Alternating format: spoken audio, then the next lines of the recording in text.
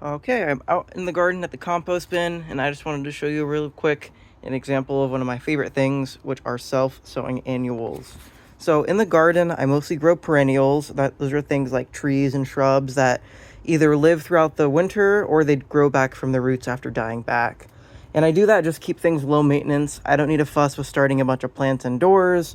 I don't need to try to baby all these young plants with shallow root systems, and I don't need to save seeds. And it just is really what helps keep this whole garden low maintenance. And also the perennials require less water and fertilizer because the roots get so large and so deep. You know, people get apple trees that give them apples every year. They don't need to constantly be fertilizing and babying those things.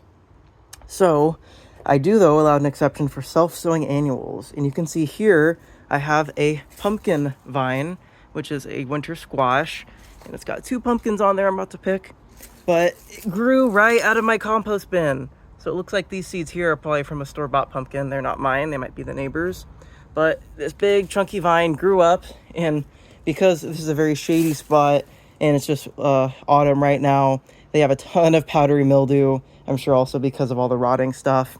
But as you can see, the powdery mildew, while it does hurt the plant, over there, that part looks just fine because it gets more sunlight and less humidity. And the vines, they produce these fully mature fruit, and I did nothing for this plant.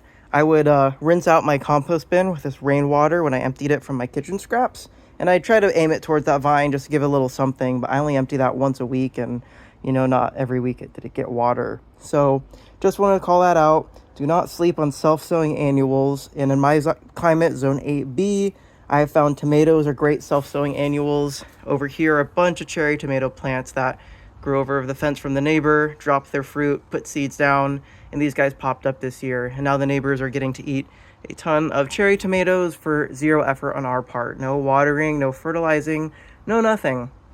So for keeping things low maintenance, you don't always need to bring things indoors. Yes, it will give you a head start if you have seeds and plants you start indoors, but there is also something to be said about these plants being put directly in the ground where they can have their taproot go all the way down and they don't have to deal with a period of shock when you transplant.